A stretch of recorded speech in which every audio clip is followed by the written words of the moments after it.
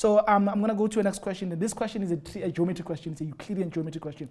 It's a very nice one because it's involved. It involves a lot of grade 11's work. It also involves your similarity, and it's got proportionality. It's very messy. So I hope you're going to see very, very exciting things that are happening here. Let's go and read this question, which was sent to us by one of you guys. I hope wherever you are and you're watching, you're going to see what you have to do on this question. So thank you for sending it through. Let's check this question out. It says to us here in the diagram, DGFC, right, is a cyclic quadrilateral, and AB is a tangent to the circle at B.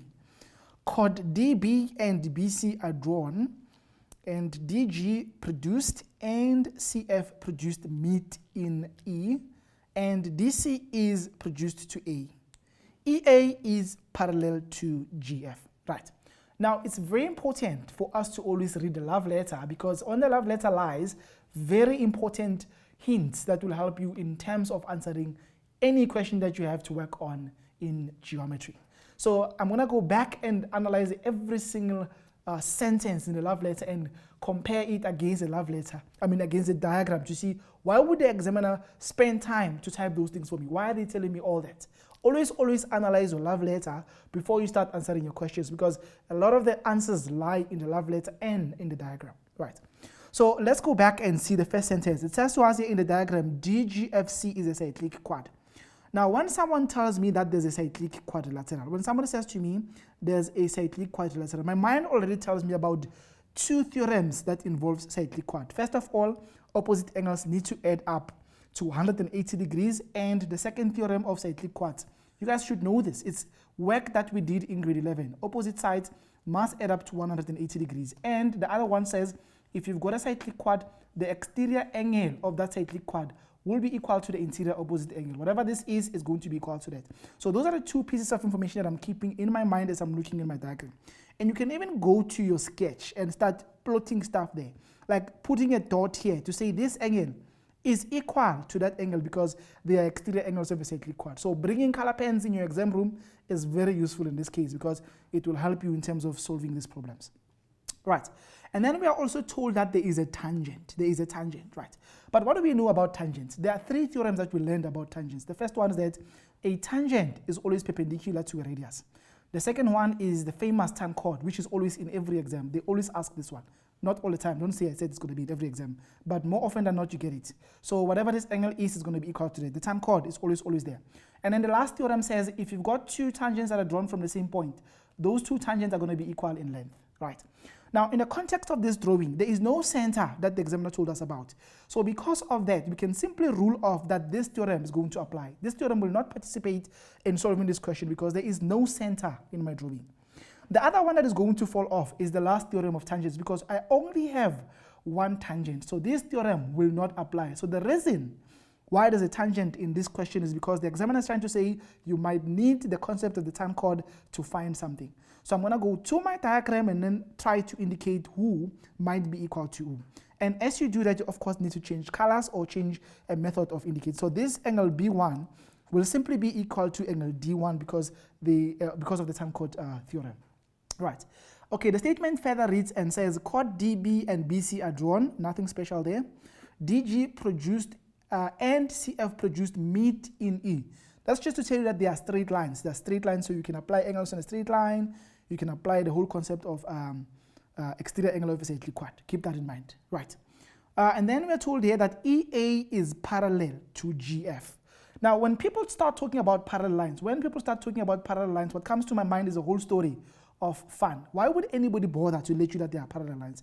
When people start talking about parallel lines, the only thing that comes to my mind is there might be corresponding angles, there might be alternate angles. Remember, these ones are equal. Remember, these ones add up to 180 degrees, and then these ones are also equal. So this is the analysis that I'm actually picking up from this drawing, and I can be able to do a whole lot of things.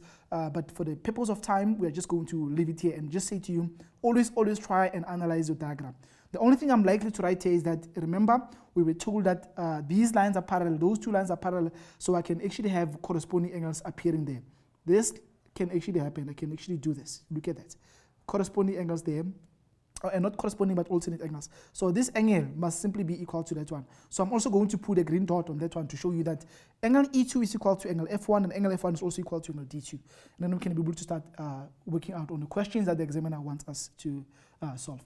So the first question says, give a reason why angle B1 is equal to angle D1.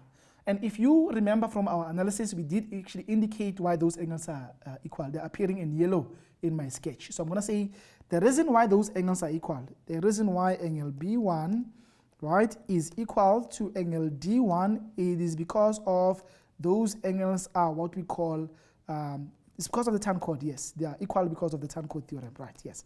Tan chord theorem. They're equal because of the tan chord theorem. That's the only reason why they're equal. I didn't really need to write that B1 is equal to D1. What you need to write is just the stuff inside the bracket. Why are they equal? Tan chord theorem. That's the reason, right?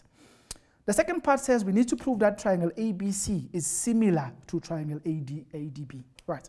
Now, whenever anybody asks you to prove that two triangles are similar, you're just going to try and find reasons why the corresponding angles are equal to each other, which means why is angle A equal to angle A? And why is the second angle, which is angle B, why is angle B equal to angle D? And lastly, why is angle C equal to angle B? Once you can be able to find reasons why those three angles are equal, then you can claim that those two triangles are similar to each other.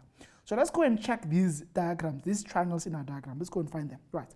So the first one is triangle ABC. That's the first one that they want us to do, ABC and ADB. Where is ABC? So I'm going to highlight ABC and say in yellow, this is triangle ABC at the bottom there, right, bottom right. There's triangle ABC.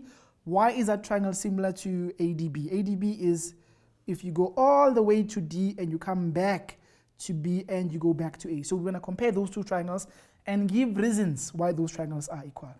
The first thing that you see there is that angle A happens to be an angle in both triangles. So that's what I'm going to start by actually arguing. I'm going to start by arguing that. I'm going to say, first of all, angle A is common. That's number one. Angle A is a common angle in both those two triangles. Right.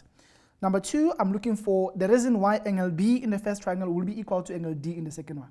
Right. So angle B in the first triangle happens to be B1. And we just told you that B1 is equal to D1 because of the story of tan chord. So I'm going to go back to that and say, okay, examiner, angle B1 is equal to angle D1, and the reason is because of tan chord. If you don't want to say tan chord again, you can say proven from the previous question. The third one here, number 3, let's go back to number 3 and see what the story is with number 3. Okay, we need to find why angle C is equal to angle B, right? Why is the whole of angle B equal to that angle C that you see there?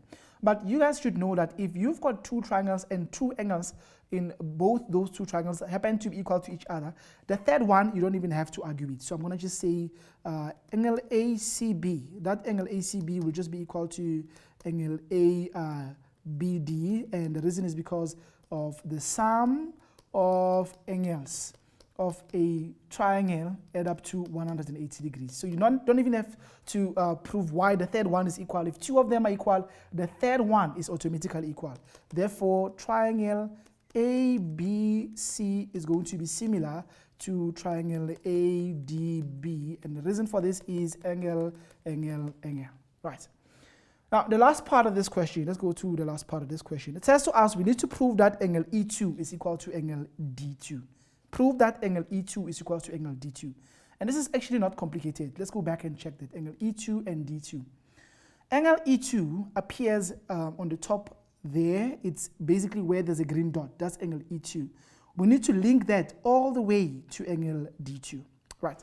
Now, here's a hint for you guys. More often than not, when you start working with these kinds of questions where there are no numbers, you guys are very good with working with questions that involve numerical questions that have 90 degrees, 40, 30 degrees, whatever the numerical numbers we can give you.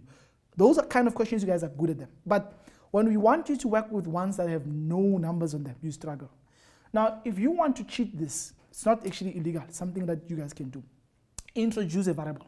Put a variable in one of those angles that you want to talk about, because I want to be honest with you. It's complicated for you to prove that angle Z19 equals to angle P12. You must now show that angle Z19 equals to angle D1, but D1 equals to P2, but P2 is equals to 3, 2 plus 3. It's just chaotic. So to avoid all that chaos, because that actually helps a lot, to avoid all that chaos that might complicate things for you, just introduce a variable, any variable you like. Just say, let angle D2 be x. And then try to find a way of taking that x to as many other angles as possible. Your brain can cope much better with x than D1s and P2s and Q3s and Z19s and all that. Right, please be careful of that. So I'm going to introduce a variable here. It's not really that useful in this case because this one is very straightforward, right? But just for the sake of other questions that you might get in future, I'm going to introduce a variable. So what I'm going to say is we need to show that E2 equals to D2. So I'm going to say to the examiner, allow me to remove the stuff we've written here already. I'll remove this analysis because I want it to be here in front of you so that you can see what I'm doing. I'm going to say to the examiner, please allow me to let angle E2 be x. Please allow me to call it x. Now, if I call E2 x and you want me to prove that E2 is D2, this is just as good as saying, show that D2 is also x. So I'm going to play with that x and move it around. So I'm going to start by saying, first of all, angle F1 is equal to angle E2 is also equal to x, right? Why? Because those are alternate angles, since we know that line AE happens to be parallel to the line GF. And then you go to your diagram. You update your diagram by putting that x there where F1 is currently appearing. Now I need to connect that F1 with D2 via x. So I don't even worry about E2 anymore. I'm interested now in working with F1 to try and find D2. So I'm going to say but, examiner, but angle D2 happens to also be equal to angle F1, which also makes it x, because that actually is the story of an exterior angle of a cyclic quad. Exterior angle of a cyclic quad equals to the interior opposite angle, right? That simply makes that D2 to also be x.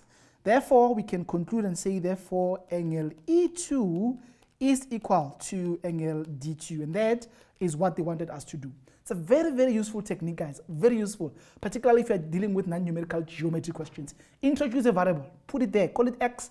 If you want to introduce a variable somewhere else, call it y, and start playing around with those x's and y's, and then you'll always be able to get your answers without any complications. So